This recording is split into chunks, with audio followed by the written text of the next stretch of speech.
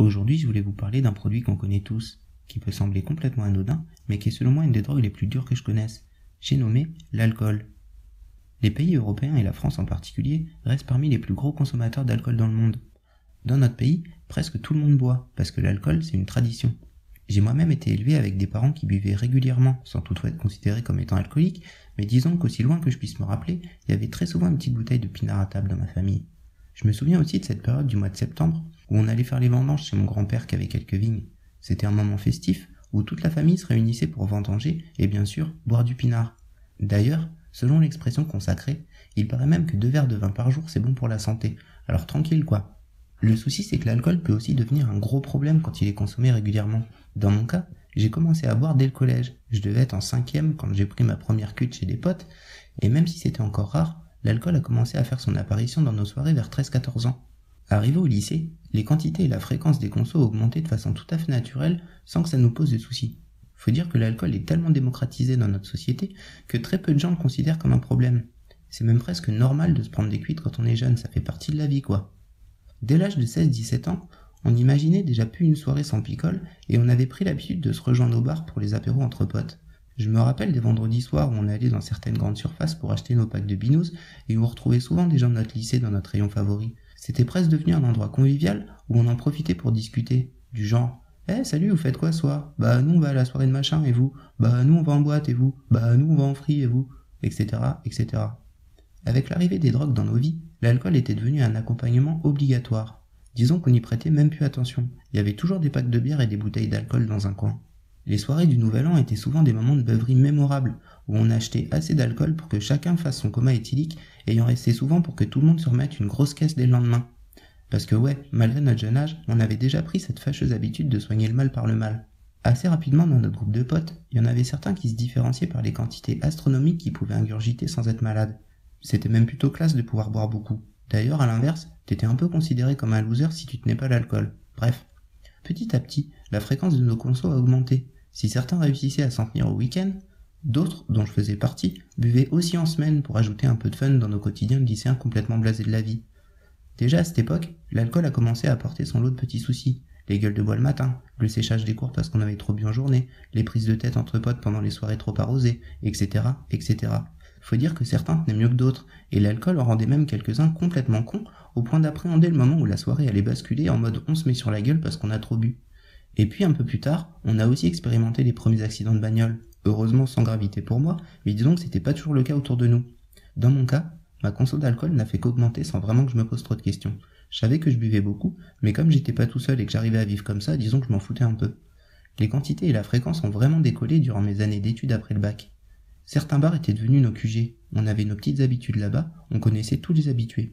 Nous on aimait bien les bars un peu glauques parce que c'était pas cher et qu'on pouvait éviter de se coltiner tous les étudiants bien sages et propres sur eux. Disons que les têtes de premier de la classe et public boîte de nuit c'était pas vraiment notre délire quoi. On préférait 1000 fois les discussions avec le petit peuple, des gens souvent plus âgés que nous, généralement en galère, mais tellement plus intéressants.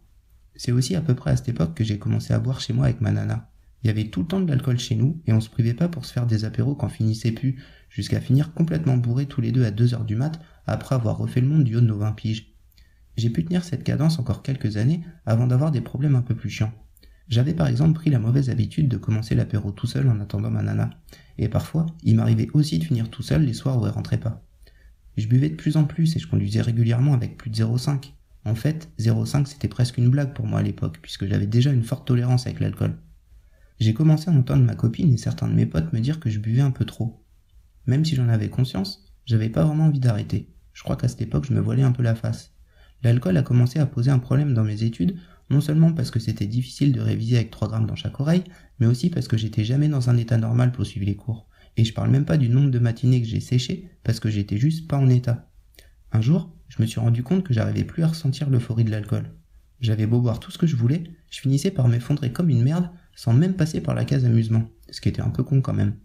Petit à petit, je me suis aperçu que je buvais tous les jours, et qu'il m'était impossible d'imaginer une semaine complète sans picoler. J'avais déjà remplacé les bières par la vodka, et quand je passais devant mon bar favori, il m'arrivait de boire dès le matin pour accompagner certains de mes potes alcooliques qui étaient déjà là depuis 8 heures. Vous savez les mecs qu'on croise le matin au comptoir tremblotant devant un ballon de rouge dégueu ? Bah en fait, malgré leur dépendance, certains sont super sympas. Je dis juste ça en passant. Le patron du bar en question a fini de me dire que je ferais bien de me méfier avec l'alcool parce que selon lui, je buvais trop. À cette époque, je fréquentais déjà les centres d'addictologie type CMP, CSST, etc. pour mes problèmes de drogue, et là-bas aussi ma conso d'alcool était devenue un sujet de discussion récurrent. Dans tous les tests que j'ai passés pour évaluer ma dépendance avec l'alcool, j'explosais les scores. En fait, avec le temps, j'étais devenu un jeune alcoolique. Au début, ce mot fait un peu flipper parce qu'on y associe parfois l'image du vieil alcoolo dégueulasse avec son gros nez rouge en forme de patate en plein milieu de la face, mais en fait, je me suis rapidement rendu compte qu'on pouvait aussi avoir un problème avec l'alcool tout en étant jeune, super intelligent et beau comme un dieu grec. Bon, non, je déconne. En fait, j'étais ni super intelligent ni mannequin, mais bon, disons que je ressemblais pas vraiment à l'image qu'on peut avoir de l'alcoolo cradingue du PMU du village, quoi. Mais bon, cela dit, j'avais quand même pris presque 10 kilos avec ces conneries, et ça, même si je mangeais quasiment rien. Et ouais, l'alcool nourrit et ça, c'est pas des blagues. Un jour, ma nana m'a clairement dit qu'elle en avait ras-le-bol de me voir tout le temps boire et qu'elle voulait que je diminue. C'était devenu un sujet de dispute régulier entre nous. Et comme on peut s'en douter, à force de conduire toujours en ayant picolé, j'ai fini par me faire arrêter par les flics. C'était un de ces soirs où j'avais pas fait grand chose, pas bu plus que d'habitude, en fait je rentrais chez moi tranquillou sur le coup des 22h, et là je me suis fait gauler. J'ai soufflé, le ballon a indiqué 2,3 g, j'ai ressoufflé, puis je suis monté dans le fourgon, et j'ai fait une nuit en garde à vue. Ensuite, j'ai été convoqué au tribunal pour m'expliquer.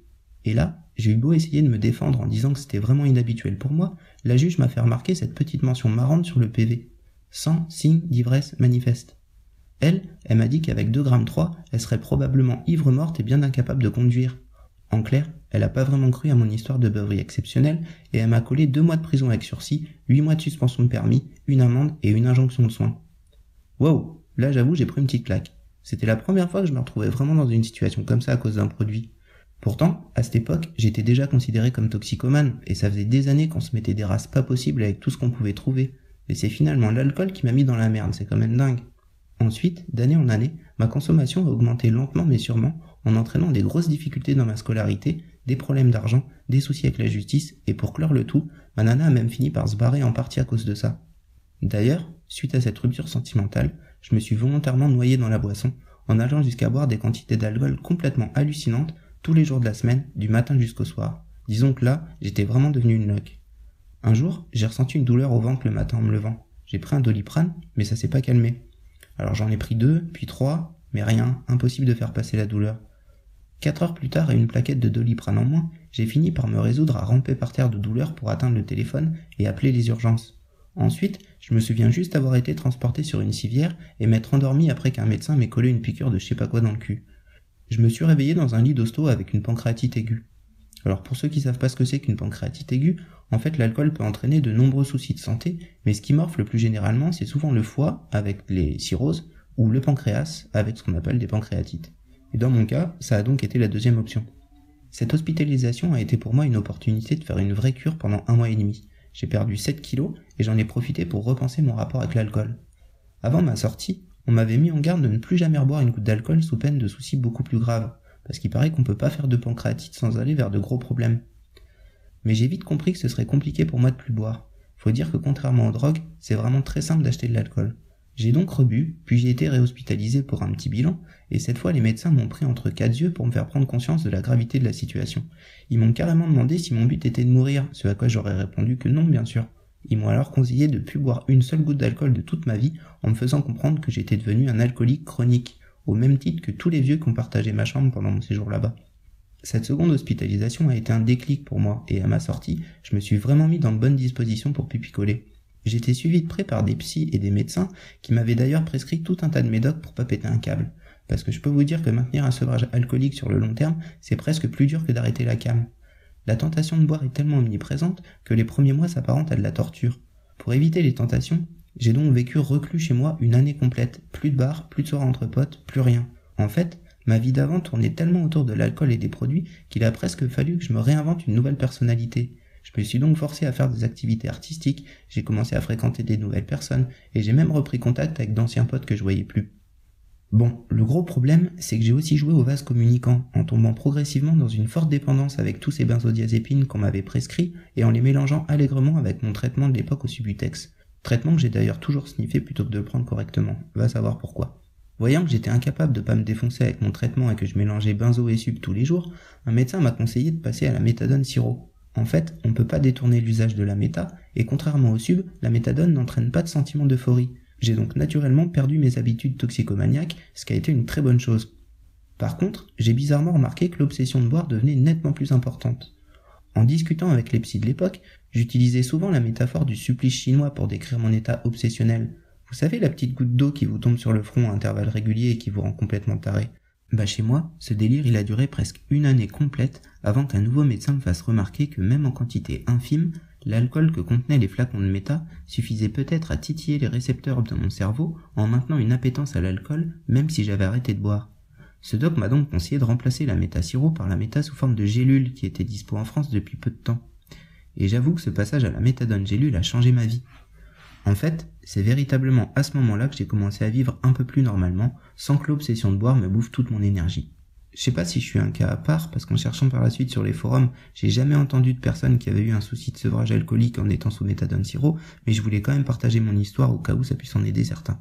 Cette période d'abstinence complète avec l'alcool a duré environ 5 ans. Ensuite, j'ai volontairement décidé de reboire, parce que je pouvais pas me résoudre à plus pouvoir profiter d'un bon verre de pinard ou d'une bonne bière. Les règles de vie extrêmement strictes que je m'étais infligées étaient certainement nécessaires pour un temps, mais je m'imaginais pas vivre comme ça toute ma vie. En parallèle, j'ai aussi énormément travaillé avec des psys sur mes dépendances. Aujourd'hui, je pense être sorti de ce rapport vicieux avec l'alcool. Disons que j'utilise plus d'énergie pour pas boire. Je peux tout à fait avoir une bouteille dans mon frigo et pas y toucher pendant des semaines voire des mois sans que ça me pose de soucis. Et il m'arrive aussi parfois de me prendre des cuites, mais disons que c'est plus du tout régulier. En fait, c'est comme si j'avais réussi à récupérer ma liberté avec ce produit, et ça c'était le plus important pour moi. Bon alors cela dit, je me permettrai jamais de conseiller à qui que ce soit de reboire contre l'avis des médecins. Chaque personne est unique, et on a tous des parcours de vie singuliers.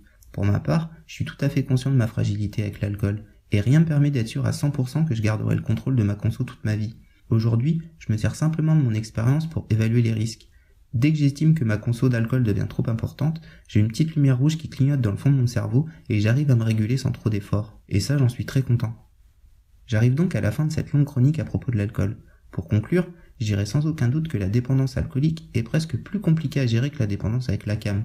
Il y a bien sûr pas de mal à boire de temps en temps, mais je pense qu'il faut quand même se méfier d'une conso trop régulière, surtout si on a déjà une personnalité à risque. À bon entendeur, salut.